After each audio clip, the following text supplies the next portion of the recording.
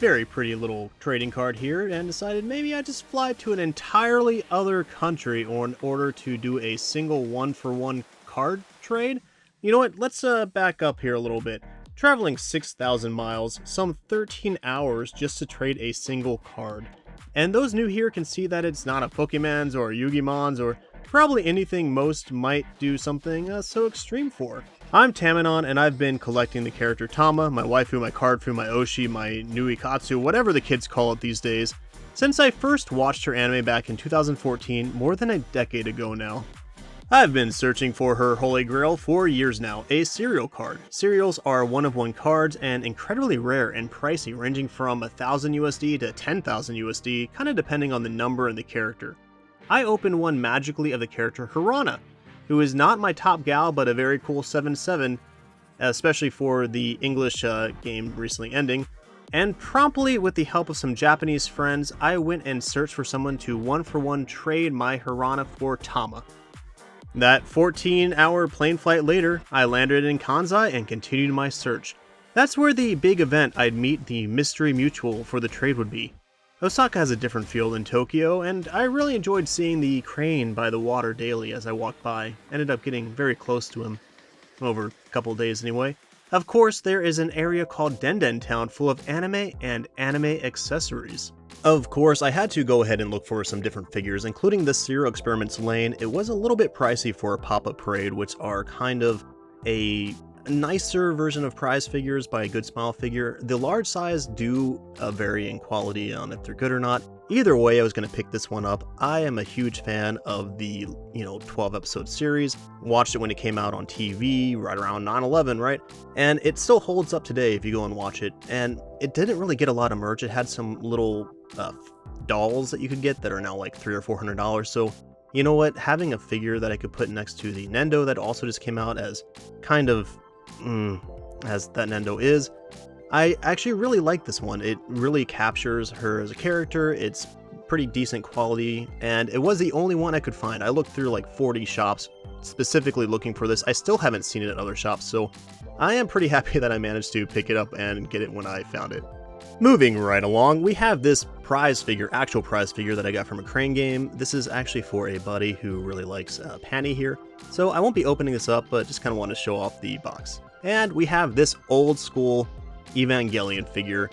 I saw this and immediately was like, I've never seen this figure before. I know that there's a bunch of old, interesting figurines from Evangelion. Something interesting that hadn't happened to me for a while when I opened this up was it was sticky. It's like plasticizer that leaks. A lot of older figures sometimes have this problem, but I mean, look how cool this is. I love this like clear plastic fading. You know what's interesting is that actually my last clear figure had the same kind of plasticizer, so it might just be the kind of plastic that they used back then. Anyway, really cool. And you got this, atom fetus thing here on the bottom for the base, and it's very much like some End of Eva thing. I'm sure some Super Eva fan who's even more into it than I would will correct me on it, but it just looks really good on the shelf. I think it's really cool. Doesn't really want to stay on the seat, but whatever. Might have gone a little crazy with the prize figures, but I went back and forth on buying this one. I kept seeing it. I love Ray Earth. She is my favorite of the trio. And I'm super excited for the new anime, although a little hesitant. I heard it's based on the manga, which, might be pretty interesting, but the OG anime is just so good. The finale of season 1 is just really blew my mind. Kind of, in typical prize figure fashion, you have some weird little bits sometimes to get them onto their little station or whatever, but this looks really nice. I like that this is going to be a little trio. I like that it has a little stand, and I have it on display with the rest of my Ray Earth stuff. They don't really get too much, and I'm looking forward to the actual scales that they're going to be getting pretty soon. So the reboot at least will give us something that's not a prize figure that does not want to stay onto this little stand, which is the theme of the figures that I got in Japan. The other main theme is Punaro Izakawa Slime. I picked up a ton of her prize figures. I don't think a single one was over like 8 USD. I think one I literally got for like $2, which I'll show later on in here. If you don't know what this anime is, I actually talked about it in my very first Anime Miss Masterpieces back in fall 2024. That's where I go over anime that I think people might have not really talked about in the Western sphere or anywhere really. And my personal, like, kind of favorites of the season, like a post-seasonal review. I always thought it was a little silly that people would do pre-seasonal reviews when, you know, you never know if an anime is going to end good or whatever. This one was great, very slapstick. It's about this slime, a literal slime, that decides it wants to try to be as cute as possible. Oh, why does this keep happening? As I said, they keep falling off. She wants to be as cute as possible. And, of course, you know, from cute animals...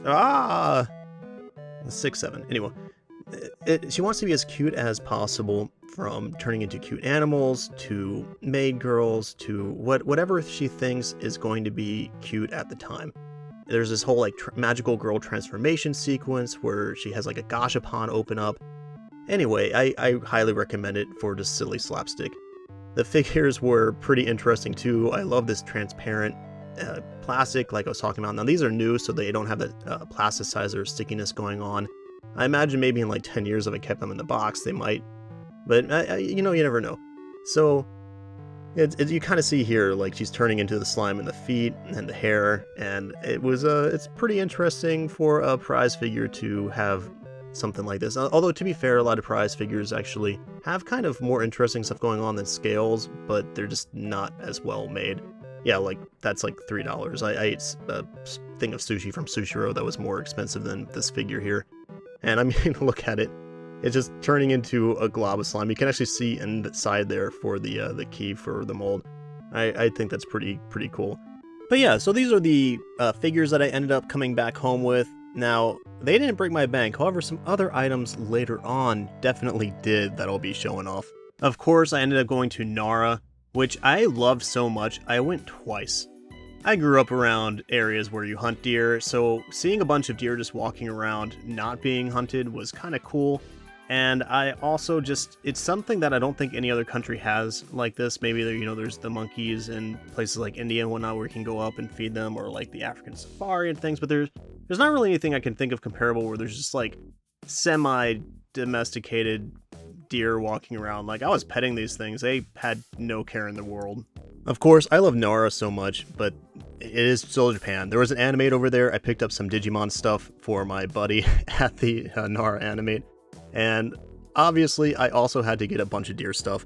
As mentioned, I have a lot of family where there's a bunch of deer and deer-related real deer. So getting some of these deer memorial... blah, blah, blah. Anyway, these deer items, I saw them and I was like, these are going to be hilarious. I know that some of my nieces and nephews are going to enjoy them. This little plushie makes little squeaking noises that you can't hear because I took out the sound, but just imagine it squeaking. And this, you know, keychains where it's just like, Nara, watch out for deer. It's really funny to me growing up in an area where there's just a ton of deer everywhere. Some playing cards with this cute little deer eating the crackers. You know, of course, it's not the one that's attacking you. Some magnets for the people who, I do have some people in family who really, really love magnets from other countries, and I thought these were, you know, tourist trappy, but people like them. And if you're gonna give gifts, you should get the gifts that people actually want. And this little sticker is definitely probably gonna go on to someone's truck. But this little thing was for me. I love the little accessories of holding items, and that's gonna probably hold a trading card later. Of course, going through Kyoto and Osaka, I found a bunch of good food places, some of which were really amazing, and one of which made me greatly ill, and I'll make a video about that later. Of course, I also really went a little crazy at Animate. I went to like 5 or 6 or 10 of them. Yeah, and crane games and Gashapon and plushies like these plushies. This is a Dude Weed LMAO Pokemon cat. I tried winning it quite a bit. I'm not super into Pokemon, but that design and I was playing the online phone game for a while and liked the deck. So you're seeing me pull out of the mouth of what was my savior as a pillow, because Japanese pillows are made of rocks. This Blue Eyes White Dragon plushie, I think I spent like $50 trying to win it. Probably should have just bought it, but I do love playing crane games, so part of the fun for me is playing them. And these Madoka were actually all Gashapons. And this Cubely here I actually got from Lashbang or something, but it went with the set. I adore Madoka Magica, which is why I also picked up Hamura. I was going for the Madoka Hamura, and you know, I just kept getting one after the other. And I had to film this building that had some of it on it. prepping for the movie. And then there's this little dino nugget. I just thought this was silly. There's a lot of gashapons where I would just go past and be like, well, crap, it's 500 yen. This is from Medalist. I talked about Medalist in one of my prior seasonal videos too, and it's a really good show. If you know what this is, you're probably wondering why you're even watching the rest of this. This is another Punaroo. It's a little bag plushie. I use it to put all my other gashapons and plushies that I got for the day in it, and it worked out pretty well. And Mokina, like, I love Ray Earth. This little plushie, I saw it on the bottom, and I just had to grab it and, like, squeeze it right there. It was just calling out to me. But what the real winner here is this super fluffy blue eyes. This thing saved my life when I got food poisoning in Japan, which will be another video I'll be putting out where I just go over the viral food that got me sick, and no one believed me, but I know for a fact it was that. And it saved my life because Japanese pillows are, again, made out of concrete for some reason. Picked up a lot of these little bags and such. They were always 500 to 1,000 yen, which is like $3 to $10 or something like that. It's kind of nothing, and they're like $20 in America, so I had to pick up a bunch, including this little Clara. I was looking for Iruma-kun stuff, which is the logo there, all over.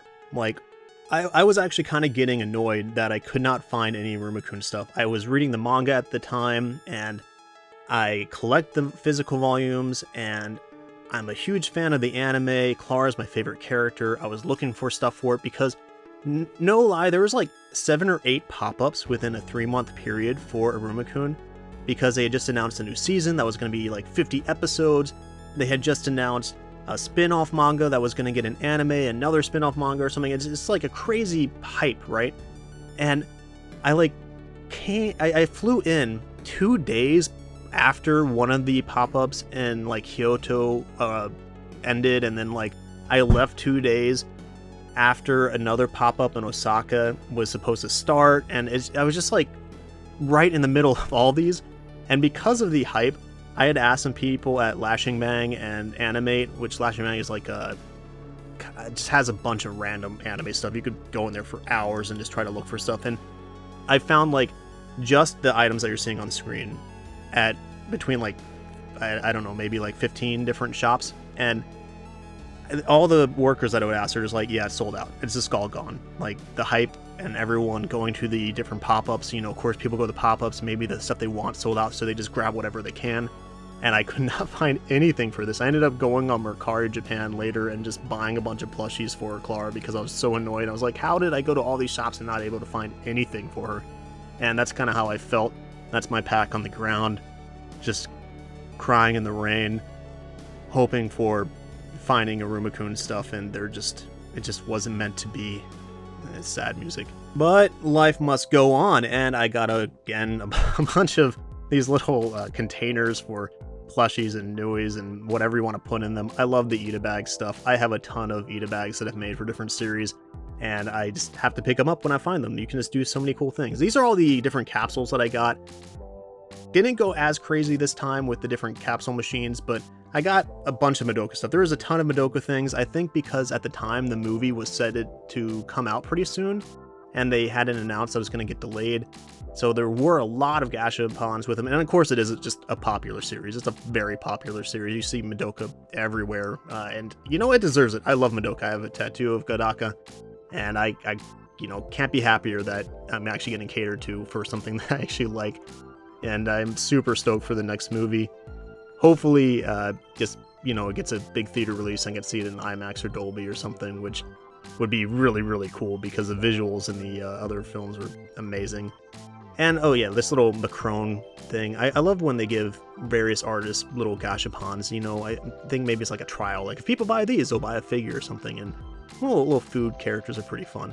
And then you get weird stuff like this. It's literally a fossilized clam. I was hoping for a shark tooth or something, but that's still pretty neat. I think this one was a little bit more expensive, the Gashapon, but I mean, just getting a fossil. And I got these little rock shrine things. I got a Tanuki twice. I was aiming for a cat because, Tama, but I played a trick on. I was in Kyoto, and the Tanukis were just well, here's your here's your little trick for you, right? And these I found in the Kyoto Tower. Legendary millennial 90 or early 2000s maybe slapstick pool. I've never seen merch for this show So I immediately just dropped a bunch. I think I got like 5 or 6 of those bunnies just before I got the characters. Kamen Rider San, I talked about this in a couple of my videos. I love the show. Go and watch it. Eureka 7, classic. I love Eureka. I have a Genga from this. I think it's a very 10 out of 10 show. Just skip all the sequels and the films. They never happened. Nirvash is super cool looking with his little surfboard going on. If you haven't watched the show, it's Hopeful Evangelion. That's really selling its short, but talking about weird bags, this one to me is really cool. You put something inside of it, and it looks like it's in an onsen. Like a traditional onsen. I have a couple of cards that are onsen based, and then I have a bunch of weird stuff that I could put in it. Like, look at this guy that fears nice taking a bath. I mean, he gets a little stinky. You gotta put him in there. So these acrylics, I went a little back and forth on getting acrylics. I really like Yu-Gi-Oh! I really like how some of the acrylics look. I have a pretty big Yu-Gi-Oh! Shelf. However, they were a little pricey. I think these were like 15 bucks each or something. But, when I actually went to put them together, I kind of got it. Like, look at this, weird 3D effects and whatnot. It's not just your traditional, just here's a normal thing, like this, badge that was 500 yen. That was, I think, an anime. Same with this one. It was, one of 2 that I saw that was still there. Now, this one's really sick. I immediately copped this because I was like, that's a really cool scene if you're a fan of the manga, or I suppose anime. I am really into the manga for Yu-Gi-Oh! The anime was good, but the manga is just, the art's so good. And of course, I love Blue Eyes Ultimate. Blue Eyes Ultimate has always been the coolest monster. And look at all these little attachments and stuff. I actually had an issue putting some of these together. You kind of see me struggling a little bit because I'm like, what does this do? Where does this go? I've never seen an acrylic that's 3D like this, and it's a little wobbly, but it does stay together, and it took a little minute, but it's just a puzzle, whatever. It was pretty cool. Look at that. Look, just don't knock it, and you're fine. You're fine. I also found it really cool when you see random art like this on the street. Had to take a minute and look at some of these. I think it's bands. This is a pen light. Speaking of bands, that you can open up and put pretty much whatever you want inside, and it was kind of marketed to put the Korean K-pop cards inside. Of course, I got it to put my waifu card fu inside, and it worked awesomely. It's really cool. It took me a minute to try to mess around with it, but I think that those are the kind of weird little things that you find and just kind of immediately buy in Japan, because where else are you going to get it? Same with these. There were only 2 packs of these Rare Earth Tarot cards. I found a bunch of Sakura ones that I ended up not getting because I had bought some in the past, but the Rare Earth ones were really cool, and I definitely hadn't seen these. They were in a store in Den Town. Bought both packs. I think they're 2 separate, from the separate seasons, like Season 1 and Season 2. Immediately got those, and I was looking for the new Pretty Cure. I have a lot of fun with this series. It's the first Pretty Cure I've been invested in a while, and I like this character a whole bunch, and her merch at the time was completely sold out everywhere. All of it was being scalped to death. Even a lot of the Japanese were complaining. It's kind of funny. A lot of my Tama stan friends really like her. She's Arcana Shadow, and I think it's because her normal hair color is gray. It's just something about that. Pick these up because they're kind of expensive in America, but they're useful for conventions and stuff, and they're 100 yen each. Same with this, 528 yen, and they're usually 15 bucks or whatever in America. Now, this is a make your own Nui kit, which I thought is really cool. I haven't tried it yet because I'm a little scared. I'm not super crafty or anything, but the book is really neat. It has all these patterns you can cut out, or I guess scan and then work through it or whatever. It's kind of like a make your own Nui for dummies book, and I really want to try it because Tama does not have any real plushie merch. I got some these eyes and stuff to try making it, and if I like it, I can go ahead and get the bigger one later. Picked this up because it came with the red Drawn Buster that I showed off earlier in the Beyblade segment, and it has all these stickers you can kind of customize your blade with. Very nostalgic for me, and I didn't know too much about X when I first started buying the stuff in Japan. I was asking the people online about it, and I was just like, what, this book is cool. And another Nara thing, this one's actually for me. Just an acrylic deer is kind of a funny concept for me. And I got some melon soda little doodads. These are going to go into the Clara Ida bag. That was my thought process. I would get melon soda stuff in Clara from Iruma-kun, but I did not find Clara. So I got these little pendants instead. I think they're like 100 yen at Daiso. I don't even know why I have that. I do not care. At a certain point, I realized I got a little carried away with the Beyblade X. I've been a huge fan of Beyblade since forever, and seeing X bring back a ton of the plastic gen kind of buds, as well as having really cool, like the metal fight looking style, I might have started splurging. Now, if you don't know, Beyblades are spinning tops, and it is apparently that serious as recent events have like Honda Civics on the line. I fully plan on playing more in my area, and honestly, just kind of letting it rip and throwing them around yourself is pretty fun too. This red one was one that came into the magazine. Now, I was specifically looking for this blue shark, keel shark. I just thought the color's really cool. And yeah, you know, most of these, I didn't know what I was getting when I bought them because I didn't know as much as I do now about Beyblade X specifically. I was kind of like vibe buying. I was like, this looks cool, or this is a booster pack. Like this mummy here I got from a booster, and turned out it's like one of the chases or something like that. I was specifically looking for a couple, like this Tyranno Beat, I think its name is, just because it looks really cool and it's like green. These were from boosters, and I guess the piece to the left, the bottom piece, is one of the really good ones you need for like a meta combo, because there are metas in this. Like this guy here, this like black cobalt, no, dragoon.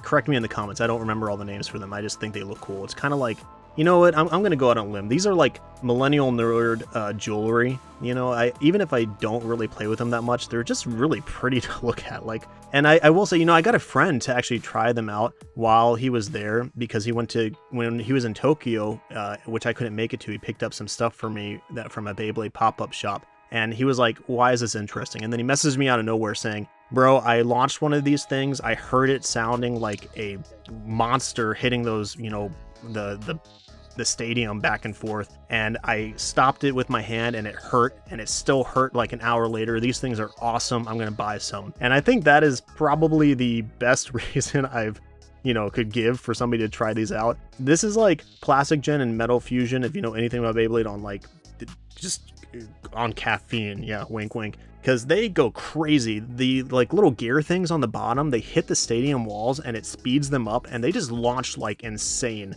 I've seen them like embed on stuff. Like, anyway, I've definitely gotten more. Crazily enough, and surprisingly a complete accident, some of my fellow English selectors you might know from the English GP vlogs happen to also be at this GP in Japan, prepping for the Mugen Shoujo Grand event they had qualified for at the English GP, the final one just a few months ago. I even got to see the Japanese player who came in second at the first English GP but now works for Takara Tomy, a shop owner for the store Ochi in Tokyo that I highly recommend stopping by if you like pretty girl card games. I'll put it up on the screen. In a fun turn of events at this GP, the guy traded a Serial 9 Tama for the Serial 8 Tama, which was a number I liked more, and then traded that to me for this Hirana. This trade was super simple because one-for-one trades really made me feel like I was back in, you know, the playground, just doing the trades for who likes which character more. And you know what, at the same time, I got to meet with two other Tama stands I'd been in a Tama-loving poking war with on Twitter for some time. We exchanged some Tama worship in the forms of gifts, and honestly had a really good time. For the record, I Nihongo Deswa, so doing a little bit of charades and phone translations did all the heavy lifting, because I'm not Nihongo Janzu or whatever you want to call it. For the record, this white cereal wasn't a gift, it was just something I picked up, not for the trade that I wanted to show off, which was the red Tama. I kind of, again, went a little crazy picking up the cereals. Meeting up with the fellow USA selectors, I had the amazing experience of hanging with a Twitter mutual and her darling, who not only showed us all around Osaka from the great places to eat and fun aquarium photo shoots, but also bestowed some amazing gifts. I absolutely love handmade items most of all. This costume is hilarious, and I wish I had it back at the other GPs. I'm still the only guy who cosplays at the GPs, which I thought would have changed after the first one, but hey, it's all good. I can't just wear a sock now. You could have. You could have. She even gave me this handmade doll to adorn my shrine and this cute tote bag. She was an amazing and gracious host, along with her super talented darling who gifted me not one but 2 acrylic blocks he made that are just sick. Just like my last trip to Japan way back when in 2022, I have to say, Twitter gets a lot of crapola for being a cesspool, but if you mute all the annoying stuff, you can truly find some amazing people in very niche fandoms. The amount of time and effort she put into creating a warm and fun time for myself and the other selectors for 3 full days is just astounding. She just even introducing the Mugen Shoujo bound players to other WeCross players and stores to prep playing with.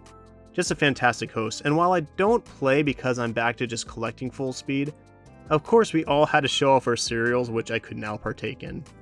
Overall, it was 100% worth it to travel 5,000 miles and 16 hours mainly to trade for a grail card. Somehow I magically caught early sakura blossoms, creating some amazing moments I don't think I could have dreamed to plan for. I wanted to spend more time in Kansai this trip, and everything just aligning perfectly accidentally, from my WeCross Bataru buddies being in town, to the GP happening that weekend, to the Japanese selector who wanted to trade me being at that GP, all just lining up perfectly, and the sakura blossoms just the icing on the cake.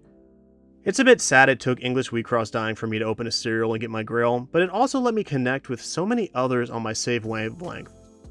I hope you enjoyed this storytime vlog, box opening, whatever it is, and thanks for watching. I'm Tomanon, and it would be great if you could share, like, subscribe, and all that jazzle frazzle. Thanks, duders.